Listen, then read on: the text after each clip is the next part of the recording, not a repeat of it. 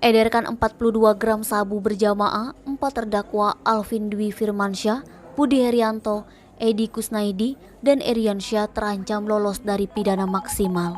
Keempat terdakwa tersebut sebagaimana sidang yang digelar di Pengadilan Negeri Palembang pada Senin 23 Mei dituntut oleh Jaksa Penuntut Umum Kejati Sumsel, masing-masing dengan pidana penjara selama 11 tahun, denda 1 miliar, dengan subsidiar 6 bulan kurungan. Para terdakwa menurut JPU dinyatakan telah terbukti secara sah dan meyakinkan melakukan tindak pidana, melakukan permufakatan jahat menjadi perantara narkotika jenis sabu secara bersama-sama, melanggar pasal 114 ayat 2, pasal 132 ayat 1 Undang-Undang RI nomor 35 tahun 2009 tentang narkotika.